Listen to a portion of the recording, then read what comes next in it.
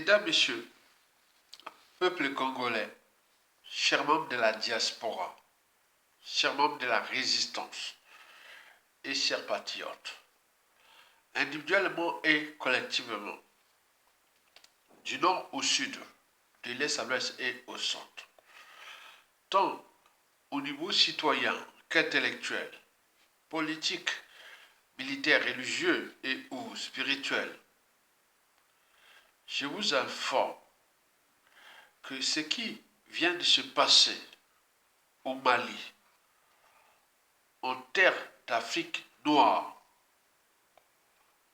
et ou d'Afrique de l'Ouest, doit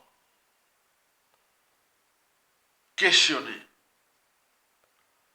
responsabiliser et surtout motiver tout Africain,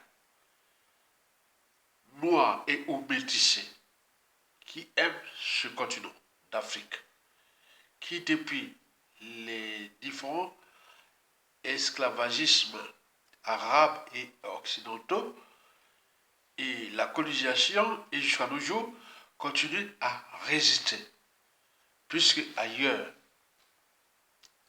dans les Amériques, les Amérindiens ont été décimés, ils étaient dans les conditions qu'on connaît aujourd'hui. Ils sont dans les camps de concentration depuis la nuit des temps, depuis le 15e siècle. Mais nous, on a su préserver notre liberté, dignité, honneur et vie et notre espace de vie, le continent africain, qui, depuis la nuit des temps, subit des assauts. Et ce n'est pas encore terminé. C'est pour cela que vous devez avoir en vous, en toute humanité, en son âme et conscience, que la guerre qui se passe contre notre continent, contre notre existence, n'est pas encore terminée. Puisque nous avions des profils problématiques et ou des profils humains qui sont là, pas pour que nous puissions vivre en paix sur notre propre continent, bien au contraire. C'est de foutre le bordel sur notre continent, au pire des cas, exterminer nous, Africains. On ne veut pas que l'Afrique existe, noire existe. Donc ce qui va se passer d'ici la fin du siècle jusqu'au prochain millénaire doit éveiller les consciences des uns et des autres. Ils ne veulent pas qu'il y ait des Noirs en Afrique et que l'Afrique soit en liberté et autres. Et surtout, si nous faisons des choix politiques, économiques et géostratégiques, ça devient problématique. D'autant plus que nous avions deux soucis. Le premier souci que nous avions pour notre existence en tant que Noirs, c'est d'y avoir honte nous-mêmes. Puisque l'ennemi des Noirs, c'est les Noirs lui-même. L'ennemi de l'Afrique, c'est l'Africain lui-même. Parce qu'il existe une certaine mentalité noire et ou africaine qui nuit gravement à l'évolution du continent noir. Depuis l'esclavage, la colonisation et la France-Afrique, aujourd'hui, tout ce qu'on connaît. La deuxième problématique sur deux est que, ceux qui étaient venus nous trouver n'ont jamais cessé de nous foutre le bazar. Initialement, ce fut les Arabes, et après arrivaient les Occidentaux, les Blancs, mais ils se coalisent. Ils se font beaucoup de choses que nous les savions déjà. Donc, ce qui se passe au Mali, les problématiques sont déjà de la France-Afrique, qui ne veut pas nous lâcher. Et en profitant de la guerre qui se passe au Moyen-Orient. Et c'est ce que je vais vous expliquer à travers trois enjeux et trois perspectives de la situation au Mali. Au regard de ce que nous sommes déjà, pas bon. On est faible extérieurement fort, certes, intérieurement en tant que noir. On est fort, certes, intérieurement, mais faible extérieurement. Mais comment déjouer ça? C'est tout le questionnement. Ceux qui cherchent à nous mettre plus fort extérieurement, ils sont tout le temps dézingués par cette anthropologie noire problématique qui, depuis la nuit des temps, nous a entraînés dans l'esclavage, la colonisation, etc. On été humiliés, traités, tués, tout. Voilà. Donc, ce qui se passe là, c'est ça, mesdames, messieurs. Les problématiques sont anthropologiques. Parce que cette guerre qui se passe entre les différentes communautés humaines, entre noirs, arabes et blancs, sur le ciel du continent, est en cours. D'où l'intérêt d'alerter, de former, de sensibiliser, de conscientiser et surtout de responsabiliser. Mesdames, Messieurs, peuple congolais, chers membres de la diaspora, ce qui se passe au Mali arrivera chez nous. Puisque, historiquement, ceux qui étaient venus nous trouver, ce fut les Blancs qui nous ont apporté ce qu'on connaît. Le christianisme, la colonisation, tout. Mais eux, les Ouest-Africains, sont entraînés depuis là, nous, le temps, c'est avant les Blancs. Mais ils étaient en face à face avec les Arabes, les Phéniciens, les Byzantins, les Ottomans, tout venu de la plaque arabique et où l'Asie mineure, hein, sont venus là. Donc ils sont entraînés, ils savent bien comment se défendre.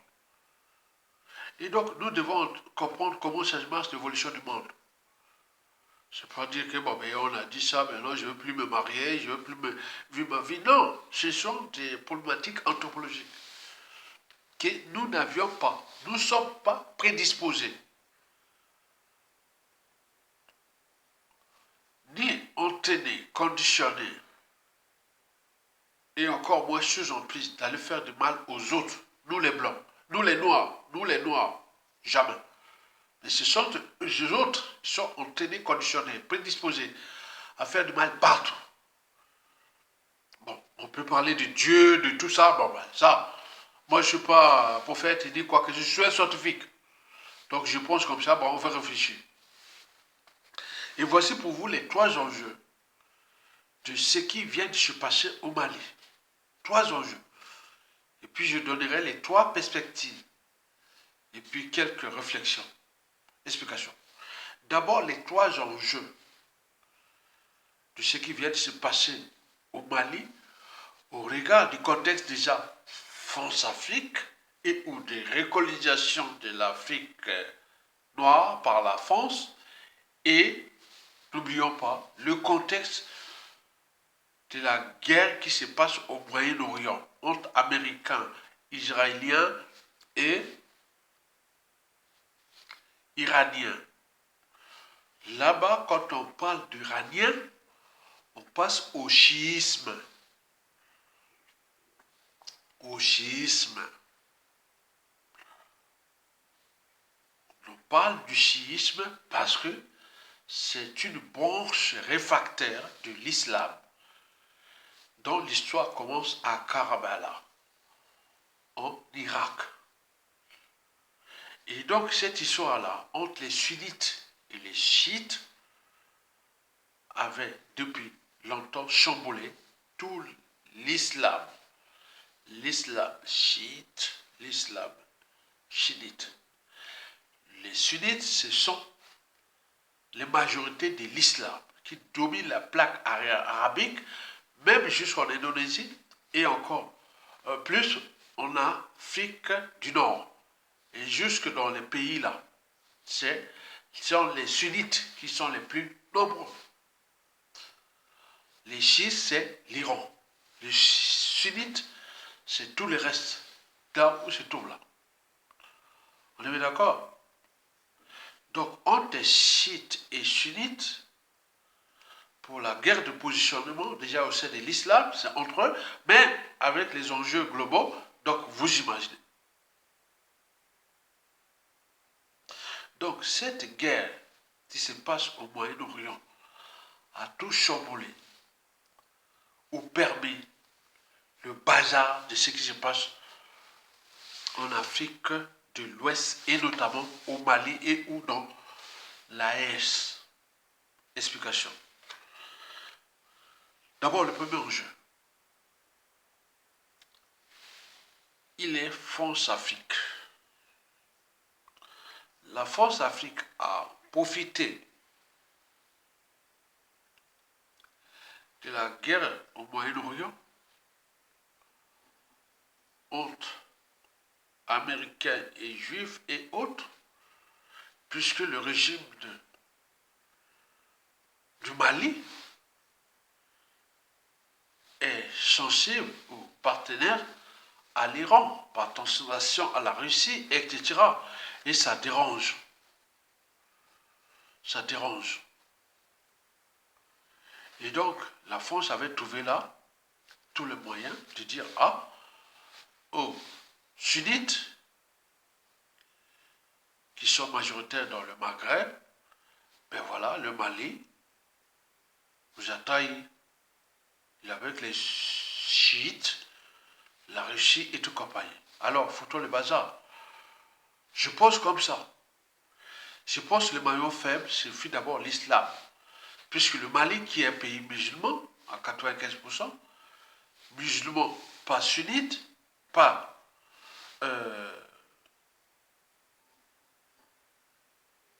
chiite, mais sunnite. Donc arabe contre les Perses.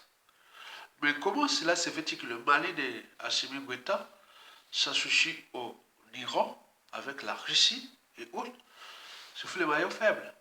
Donc la France en a utilisé les consciences des facteurs sunnites, que voilà le Mali de Assimi Goïta, qui est associé aux Iraniens et aux sunnites et aux Russes, et donc ils sont contre les sunnites et autres.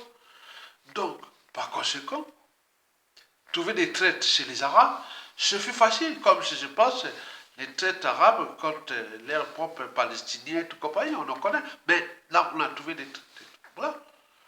Donc, la France a trouvé là, dans ce contexte de la guerre entre Américains, Juifs et Iraniens, chiites, que voilà, le gouvernement ou le pouvoir malien, qui est certes islamique, mais musulman, je veux dire musulman, a des ramifications avec l'Iran, qui sont des chiites, et qui, les chiites sont détestés par les Arabes et ou du Maghreb. Donc c'est vraiment la porte d'entrée de trouver les traites dans les pays précités, Algérie, Mauritanie et tout compagnie. On est bien d'accord? Il y a une guerre qui se passe entre sunnites et chiites. Les chiites sont des Iraniens. Les sunnites, c'est le reste. Par rapport à cette guerre qui soit, disons, peut-être de fond la Palestine et autres, très bien. Mais entre eux, si on trouve un mouton noir, il est facile de fracasser, voilà. Puisque pour les sunnites mauritaniens, algériens et autres, voilà, donc là, le Mali, certes musulman, mais il est avec les chiites du Iran. Voilà, la France, les services français sont passés par là pour désinguer le Mali à travers les pays périphériques. Donc,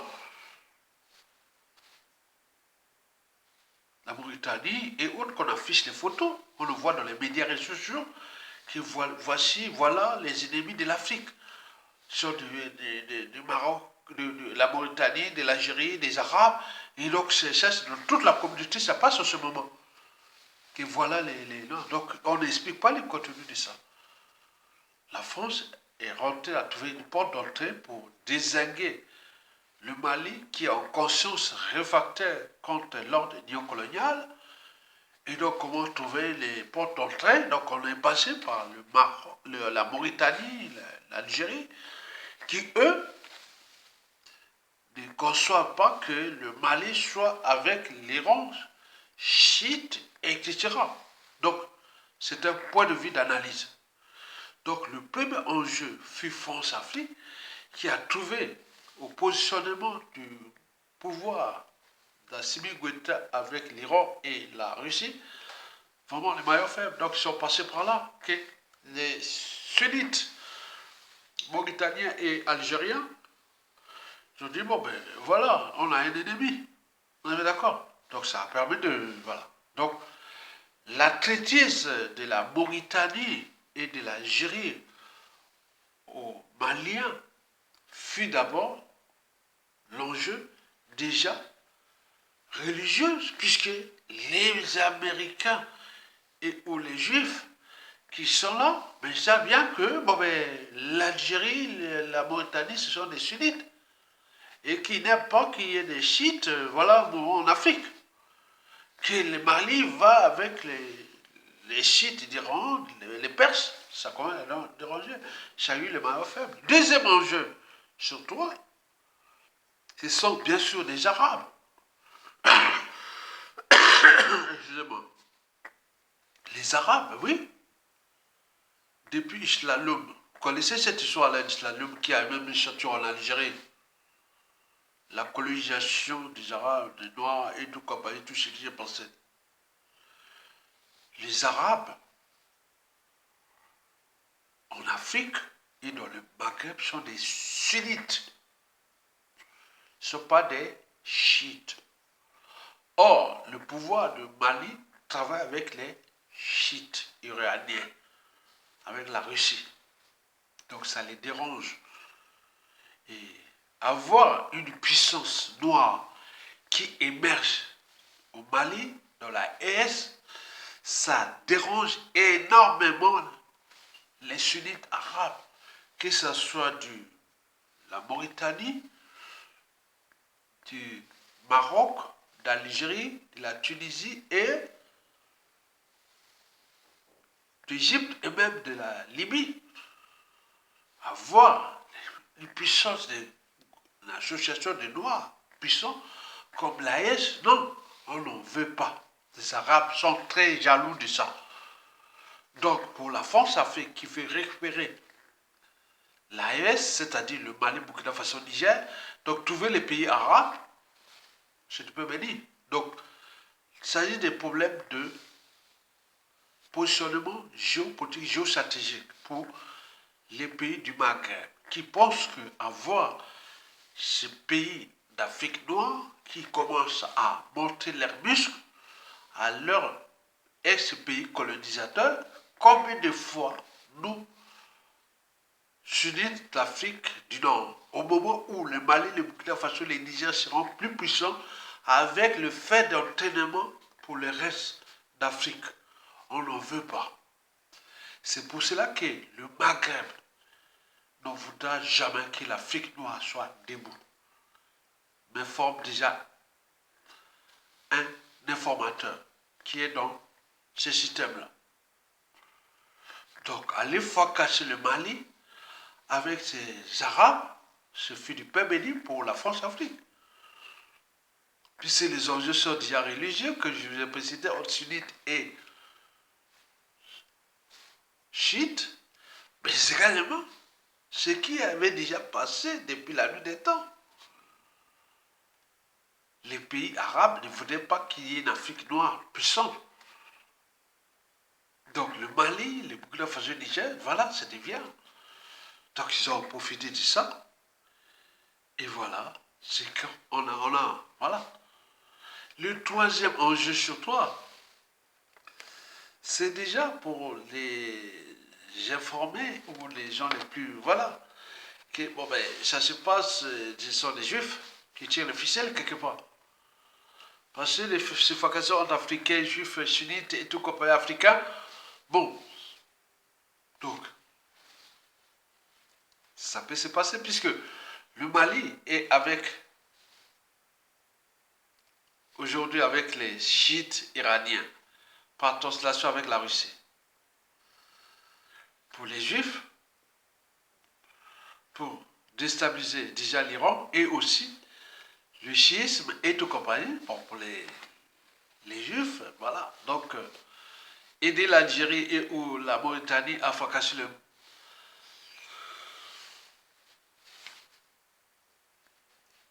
Mali, bon, voilà. Donc, il y a une affaire de religion et des enjeux géopolitiques et géostratégiques. Donc, pour les Arabes et Juifs, quelque part, désinguer le Mali, l'Afrique noire, il n'y a pas de problème, puisque si, et seulement si, le Mali était avec les sunnites, bon, ça faussait un peu. C'est le paradoxe, puisque au Moyen-Orient, les Juifs luttent contre la Palestine, la majorité sont des sunnites, mais qui, paradoxalement, la Palestine est soutenue par les chiites Hezbollah libanais, qui leur donnèrent d'ordre et reste qui l'Iran. Mais donc, il y a des contradictions qui sont là. C'est-à-dire la France, pour faire tout simple, la France, c'est bien que je veux récupérer l'Afrique noire francophone ou l'Afrique de l'Ouest. Donc, je veux récoloniser ça ou tout ce qu'on peut dire, qu'on en raconte. Mais il faut trouver les failles. Or, dans le contexte de la guerre au Moyen-Orient, et qui, le Mali a des alliés et ou des accords et ou diplomatie et ou beaucoup de choses avec l'Iran, ce sont des chiites, et qui, du côté des Arabes, ça ne marche pas. Que le Mali soit avec les chiites. Pourtant, l'islam du Mali est sunnite. Donc, arabe. Mais c'est une traitise. Donc, on en profite de ça. Donc, toutes ces contradictions-là, et qui font qu'il y a ce bazar. Alors, quelle perspective donner à tous ces bazars-là pour sauver le Mali? Moi, je pense qu'il y en a trois perspectives. La première perspective, c'est déjà France-Afrique. Donc, va en profiter de la guerre au Moyen-Orient et la division entre sunnites et chiites au Mali pour ces gens-là, pour continuer, je ne sais pas. Tant que va durer cette guerre-là, il est certain que le Mali sera en situation problématique avec ses pays voisins qui sont certes sunnites islam comme le Mali, mais qui Mali politiquement, diplomatiquement, géostratégiquement a des relations avec les chiites iraniens. C'est tout à fait normal. Mais pour les Arabes, pour ces pays-là, ça ne passe pas. Donc il faut, voilà, donc c'est ça. Donc tant qu'il va durer cette guerre, la déstabilisation du Mali par la France avec les pays périphériques sunnites, arabes, va continuer. On est bien d'accord. Donc, par conséquent, le Mali doit surveiller les sunnites et ou les musulmans d'Afrique du Maghreb, comme on surveille les laisse sur le feu, parce que c'est eux qui constituent maintenant le danger existentiel même de l'Afrique noire, au Mali et tout compagnie, et qui la France a trouvé là. Il faut réfléchir, hein, ok? Deuxième perspective sur trois, c'est que les Arabes, ben oui, entre sunnites et chiites, ils savent bien que nous devons continuer à en profiter des enjeux France-Afrique pour déstabiliser l'alliance de la ES, puisqu'on n'en veut pas d'une Afrique noire solide, en Afrique de l'Ouest ou au Sahel. Donc ils vont continuer ça tant que l'Afrique et où les Africains eux-mêmes ne se rendent pas compte. Donc nous allons vivre des années à venir très très très problématiques pour cela. Et la troisième problématique ou la perspective sur trois, c'est la contre-réaction qui est déjà instituée envers la France-Afrique et les pays arabes. et qui l'Afrique noire, à travers les médias réseaux sociaux, sont en train de comprendre que les pays du Maghreb, les Arabes, sont contre les Noirs. Ce qui se passe en ce moment. Mais ça arrange qui? Est-ce que c'est la France? Est-ce que c'est l'Israël? Est-ce que pourquoi? Puisque en Afrique noire, il y a une conscience continentale qui se dit que les Arabes sont des traîtres.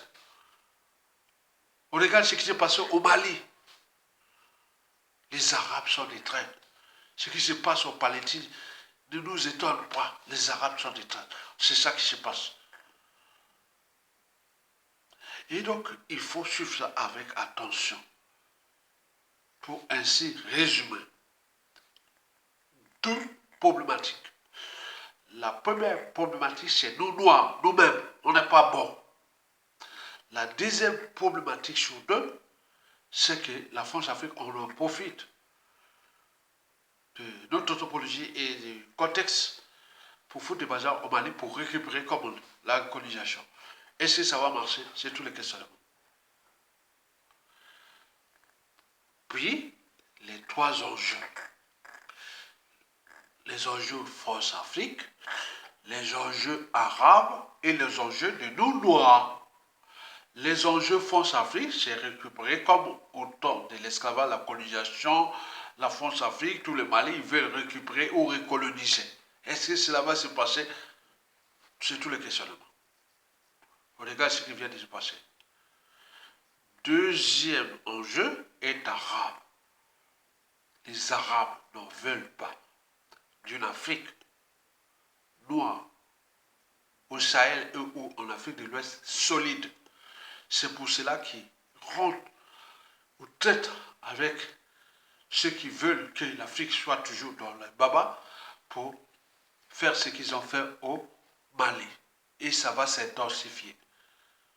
N'oublions pas que nous avions aussi des ennemis de l'intérieur, comme je l'ai dit, au Côte d'Ivoire, Alassane Ouattara et tout compagnie qu'on en parle. Troisième enjeu sur toi, c'est que, bon ben,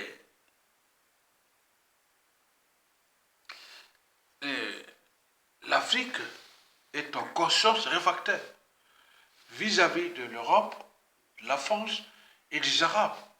Et donc ça va monter en puissance malgré qu'il y ait mis des contre-feux en Afrique du Sud, que les Noirs s'échauffent entre eux, mais ce sont des diversions. Mais pour cacher ce qui se passe dans les enjeux de là, mais en réalité les Africains savent bien qu'ils sont en danger déjà de l'intérieur avec nos propres frères, mais également avec l'Occident et ou avec la France-Afrique, puis les Arabes, qui partout on surveille maintenant les Arabes comme on surveille le lait sur le feu, sur le sol du continent. Et pour quelle perspective? Trois perspectives. La première perspective sur toi, c'est déjà France-Afrique qui a recours à tout ça. Est-ce qu'elle va-t-il récupérer l'Afrique de l'Ouest à travers le Mali, le Burkina Faso, le Niger, etc. C'est tous les questionnements. On regarde des bouleversements géopolitiques majeurs à l'échelle planétaire. Deuxième perspective, ce sont des Arabes qui, tout Africain éclairé, c'est que les Arabes ne nous aiment pas. Ils veulent coloniser toute l'Afrique.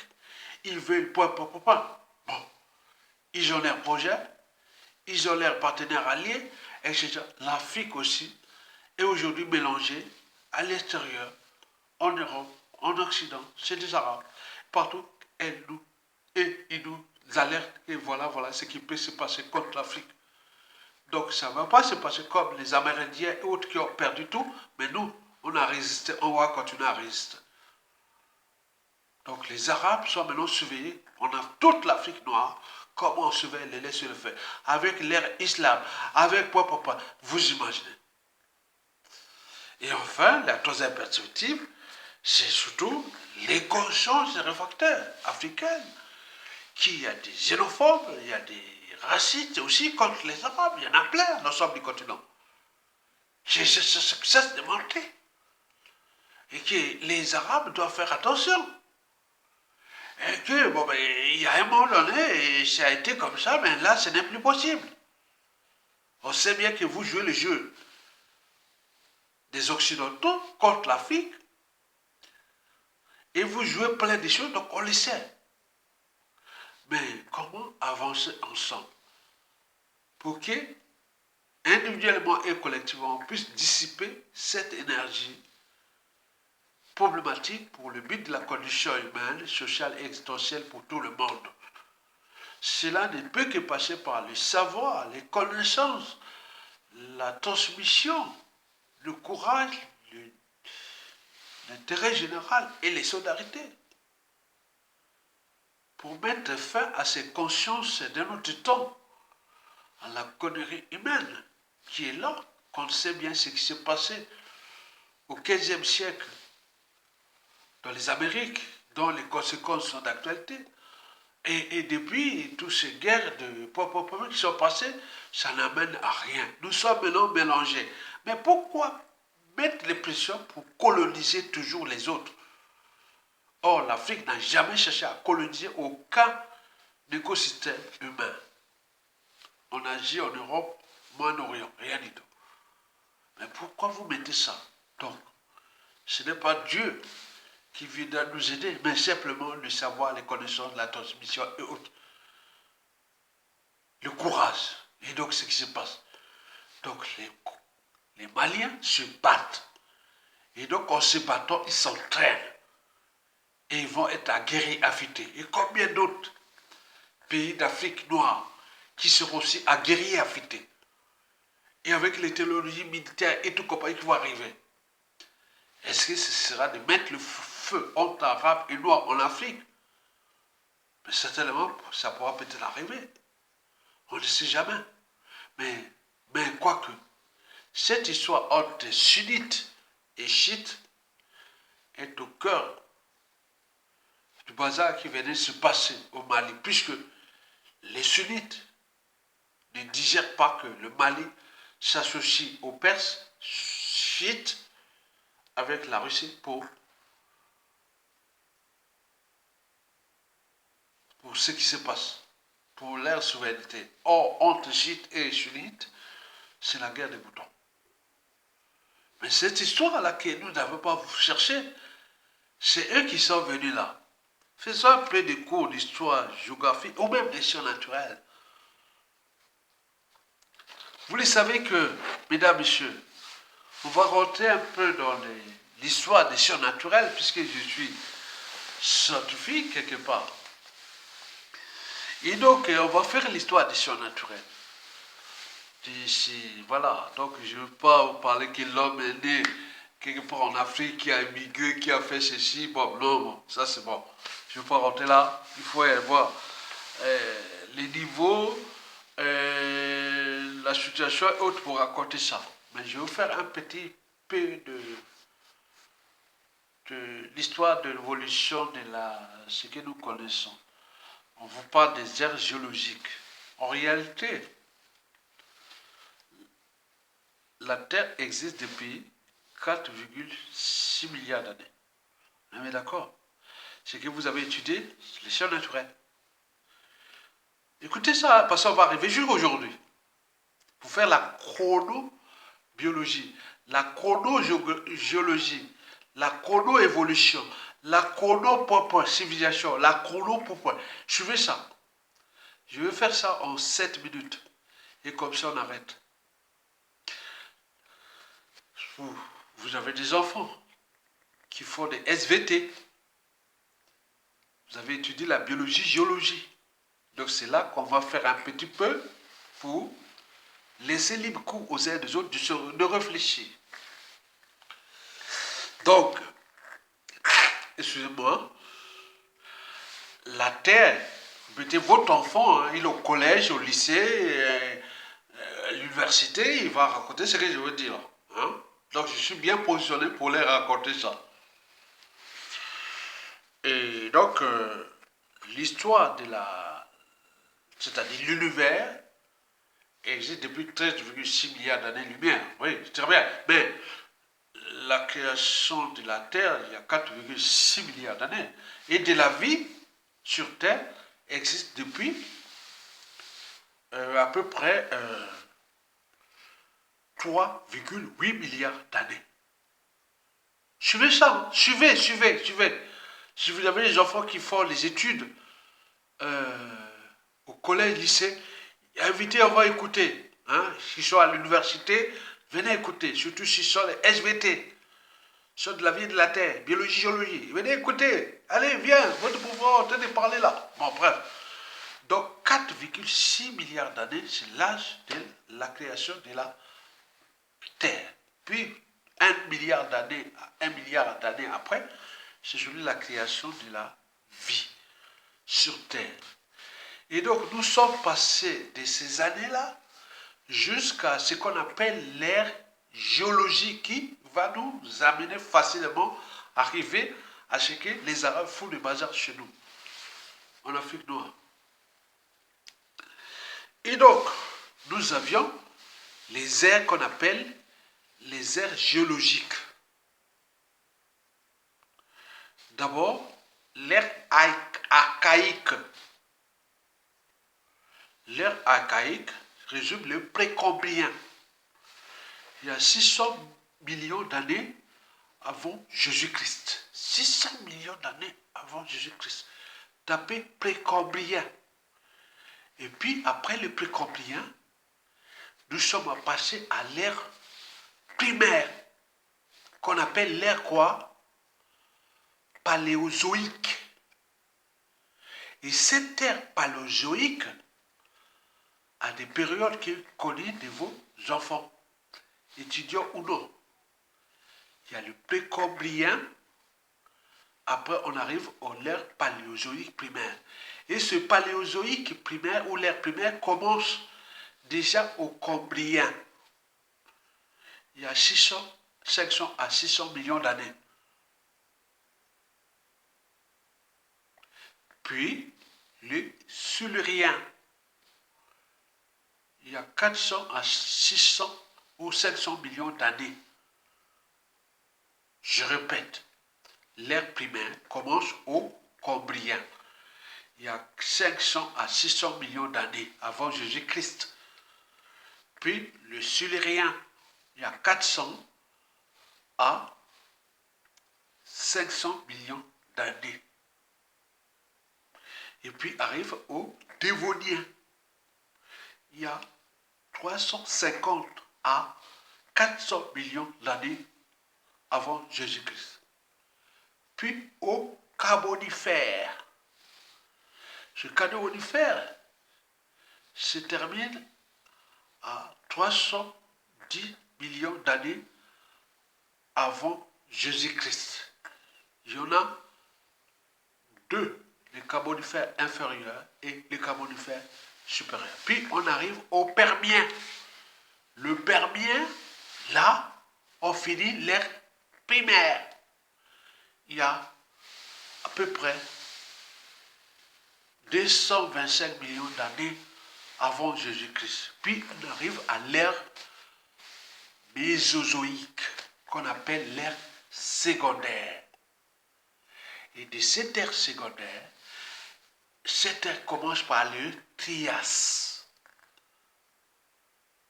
Il y a à peu près 225 millions d'années ou 185 millions d'années. Après le Trias, on arrive au Jurassique. Il y a 180 millions d'années. Et puis au Crétacé, il y a 70 millions d'années à peu près. Donc on finit l'ère secondaire. Donc on peut interpréter ça avec la création des angiospermes et ou les plantes à fleurs, la disparition des dinosaures, les bassins houillés, etc. Ils ont des datations. C'est-à-dire tous nos minéraux, que je ne veux pas faire, j'ai fait les minéraux pour ça, ils ont des dates qui correspondent à ça. Donc quand on trouve un minéral et une terre rare, ça correspond à ces dates-là. Qu'il faut réfléchir, ah tiens, ce terrain, cette géologie et autres. Quand tu dis, ah tiens, j'ai des trilobites, ah, ça c'est l'ère primaire.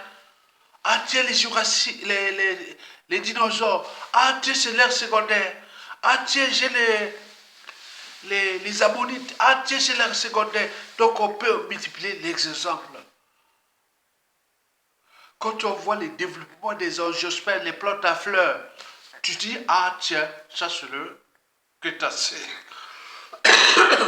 Crétacé.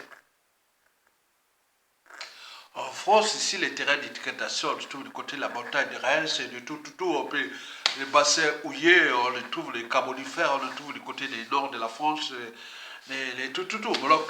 Voilà, donc on peut demander à Yatoga où se trouvent les bassins du carbonifère, des Néoliens ou des Siluriens ou des Corbioniens. Voilà, donc on peut demander. Voilà, maintenant passons à l'ère tertiaire.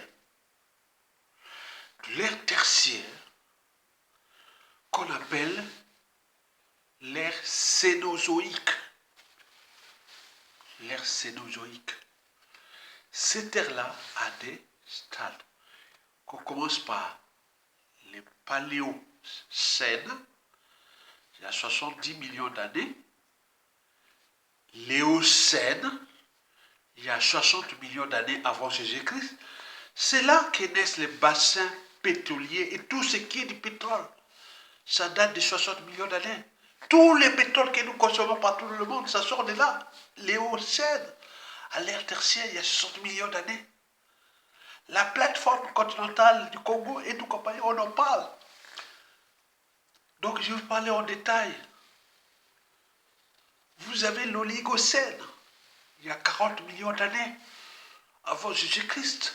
On est toujours à l'ère tertiaire ou l'ère cénozoïque. Et nous avons le Miocène, qui a 12 millions d'années. On est bien d'accord, avant Jésus-Christ. Et puis au Pliocène. Et là, il y a 12 millions d'années, nous rentrons dans l'ère quaternelle. Il y a plus de 600 000 ans. Avec la disparition des mammouths, de tout. On est bien d'accord. Mais après ça, il y a 10 000 ans avant Jésus-Christ, nous rentrons quoi, 15, je dirais même, c'est discuté entre 20 à 10 000 ans avant Jésus-Christ, c'est l'ère paléozoïque. C'est-à-dire, nous sommes dans l'ère, le paléozoïque, les néolithiques, l'âge de la pierre, puis arrivé il y a 10 000 ans avant Jésus-Christ, c'est l'art de la civilisation. La civilisation commence à partir de 10 000 ans avant Jésus-Christ, avec le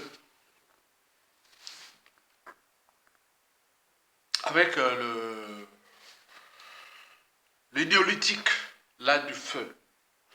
Donc ça commence comment? Bon, on va voir l'évolution des cerveaux humains, on peut comparer ça, on peut étudier tout ce qui arrive pour nous avec l'évolution de nos cerveaux. Donc on va commencer à construire les premières tribus. Hein, les tribus commencent une famille et puis on se sédentarise parce qu'il y a une source d'eau potable, il y a une nourriture, il y a à manger, donc on peut prendre notre territoire, construire les villages, puis arriver les premières villes avec les premières guerres, les premières tout. Donc dès que vous avez formé une tribu, avec tout, bon, on commence à faire les langues, il y a des dissidences qui vont là-bas, là, ils vont fabriquer leur langue avec leur langue, donc on va multiplier. Donc ça c'est au néolithique, il y a 10 000 ans avant Jésus-Christ. Et après, bon, on en parle des civilisations connues. Hein. Nous, c'est les Nubiens, hein. Les l'Empire aussi. Il y a beaucoup de civilisations africaines qui ne sont pas étudiées. Mais nous, les Africains, préfèrent aller à parler de l'égyptologie. Mais l'égyptologie vient après les Incas, après les Mayas, après l'Empire chinois. Il y a 5 000 ans avant Jésus-Christ. L'égyptologie vient 3 000 ans avant Jésus-Christ. Puis arrivé l'Empire grec, avec l'arrivée de la civilisation, de la démocratie et de tout ça. Et 300 ans avant Jésus-Christ, on arrive à Jésus-Christ. Puis l'Empire romain, du 1er siècle au 5e siècle de notre ère. l'Empire romain du 1er siècle au 5e siècle de notre ère, c'est-à-dire après Jésus-Christ. Et puis au 7e siècle, l'Antiquité, c'est là où naissait l'islam, qu'on en connaît. D'abord, il y a eu l'Empire romain du 1er siècle au 5e siècle de notre ère, puis du 5e siècle au 9e siècle, ce fut ce qu'on appelle le Moyen-Âge. Non, l'Antiquité, qu'est-ce que je vous dis? L'Antiquité, excusez-moi, cher. Voilà, donc 1er siècle après Jésus-Christ, 1er siècle au 5e siècle, l'Empire romain. Donc vous étudiez tout ce qui est Empire romain, ça date de cette période-là, du 1er siècle au 5e siècle après Jésus-Christ. Puis du 5e siècle au 9e siècle, c'est l'Antiquité. Et c'est pendant l'Antiquité que nous avons l'islam. On est bien d'accord? Très bien. Maintenant, au 9e siècle, jusqu'au 13e siècle, c'est le Moyen-Âge. Que je vous ai décrit tous les périodes du Moyen-Âge, tout. Le Moyen-Âge. Du 9e siècle au 13e siècle, au 14e. Après, au 14e siècle, 15e siècle, 17e siècle, c'est la Renaissance. La découverte de l'Amérique par les Européens, les débuts de la colonisation, tout ça, voilà, l'esclavage, tout ça. Donc, du 14e, c'est une période un peu compliquée de la Renaissance. Hein. Est-ce que ça date de la fin du Moyen-Âge, certes? Est-ce que ça a commencé au 14e ou 15e siècle? On ne sait pas. Mais la période de la Renaissance a bien terminé au 17e siècle de notre ère. Et puis arrivé le 18e siècle, qu'on appelle le siècle des Lumières, puisqu'il y a eu les réflexions, les pensées et tout compagnie qu'on en fait. Et puis le 19e siècle, le 20e siècle et le 21e siècle, et nous sommes là au début. Mais entre-temps, les chiites et les sunnites se divisaient, comme les chrétiens se divisaient entre protestants et catholiques. Et au catholiques, les arabes, ce fut pareil. Non, pas les musulmans, je disais, entre sunnites et chiites. Ça s'est passé à Kerbala. Kerbala, tapez Kerbala en Irak. Je ne vais pas faire ça. Écoutez ça, demain vous me poserez un jour les questions. On ne va pas revenir là. Là où il y a eu la dissidence entre sunnites et perses. Ça s'est passé là. Mais la majorité musulmane est sunnite. Mais les Perses sont des chiites, mais ils ne sont pas nombreux. Mais les Perses ne sont pas des Arabes. Ils sont un peu comme les Blancs et mélangés avec ça. Donc vous imaginez ce qui se passe. Mesdames, Messieurs, peuple congolais. Mais depuis cette affaire-là, c'est-à-dire en repartant déjà 3000 ans avant Jésus-Christ, ce sont des Arabes qui sont venus nous trouver, c'est-à-dire le continent africain, jusqu'aux 5000 ans, à 6000 ans, 5000 ans à 6000 ans, avant Jésus-Christ. Tout le continent africain était noir. Tout était noir. On voyait le Maroc, on voyait ça, chacun ce jour, on se mesurait, on avait peur. Voilà, eux aussi. On va parler, voilà, donc comprenez ça. Et après, ces années-là, ils sont venus, ils ont tenté, ils ont fait ça, ils croient que nous sommes faibles et autres. Donc arrivent les Byzantins, les Phéniciens, les Arabes, les Berbères et tout compagnie. Ils sont venus nous envoyer, tuer, massacrer, tout ce qu'on connaît, c'est connu. Ils ont fait pire que ce que les Blancs nous avaient fait déjà à l'échelle continentale. Mais le problème blanc, c'est qu'ils nous ont amenés, on marche dans d'autres contrées, dans les Amériques, nous prenons, voilà. Mais ils avaient étudié ça à partir des Arabes. Donc les Arabes restent toujours les éclaireurs des autres communautés humaines, dont les Chinois, les Arabes, ou voilà. Vous comprenez ça? Donc on doit étudier, on doit éduquer les nôtres. Parce que l'enjeu est existentiel.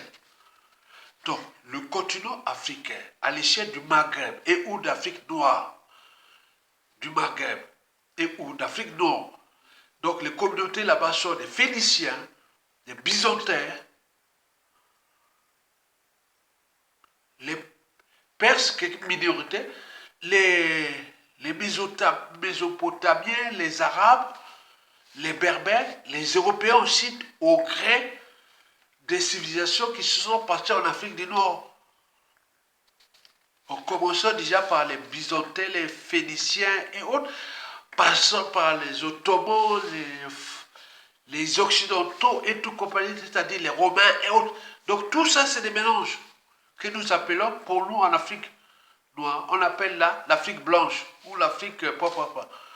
Donc nous pouvons voir un homme blanc au Maghreb, il est blanc comme si c'était un gars de là, parce que ce sont les vestiges l'Empire romain. Est-ce que c'est les vestiges des Byzantins, donc c'est ça. Mais eux, ils ne voudront jamais que l'Afrique soit. Donc nous, on doit comprendre ça. C'est pour cela que lorsque nous avions des profils de type AES, Mali, Burkina Faso, Niger, quelles que soient les contradictions politiques et autres, mais on doit les soutenir parce que l'enjeu est existentiel. L'enjeu est de la respectabilité interraciale à l'échelle continentale. On ne doit pas se laisser faire comme ce fut le cas des Amérindiens qui sont dans les petites colonies, des petits trucs depuis l'Alaska jusqu'en Patagonie, en Amérique. Mais nous, on a encore les États, on se soutient. On a sauvé ça. Mais combien de temps encore, parce que la récolonisation n'est pas que seulement physique et militaire, elle aussi scientifique, technologique, et tout ce qui se dessine. Avec les programmes d'extermination, d'hygiénisme et plein de choses, on n'a pas encore lâché. L'Afrique est riche, on veut détruire l'Afrique, on veut nous faire du mal. D'où l'intérêt de l'éducation. On est bien d'accord. Mais sachez-le que l'ennemi du noir, c'est le noir lui-même. L'ennemi de l'Africain, c'est l'Africain lui-même. Parce qu'il existe une certaine mentalité noire ou africaine qui nuit gravement à l'évolution culturelle noire. Regardez une vidéo comme ça, un gars qui est très important dans son pays, un cerveau de son pays, il fait une vidéo comme ça, se retrouve avec 500 vues, 300 vues, 1000 vues. Vous croyez que c'est normal, ce continent, ce pays est normal? Non, ce pays n'est pas normal, ce continent n'est pas normal. Mais on fait avec, vous comprenez ça? Mais mettez la même information à l'un à l'autre, il va lire ça, et puis ça, il va écouter ça et interpréter à sa manière. Oh oui, oui. Alors que je n'ai même pas de fiche, je l'ai lu seulement ce que je pense dans la tête de l'histoire de notre existence. Mesdames, Messieurs, peuple congolais, chers membres de la diaspora, les enjeux de la paix Sassou Nguesso doivent aussi nous questionner par rapport à ce qui se passe en Afrique de l'Ouest. Nous sommes encore une terre animiste, soi-disant chrétienne et autres, mais ils sont en train de chercher à faire du boulot pour mettre des profils allochtones à l'échelle d'Afrique centrale.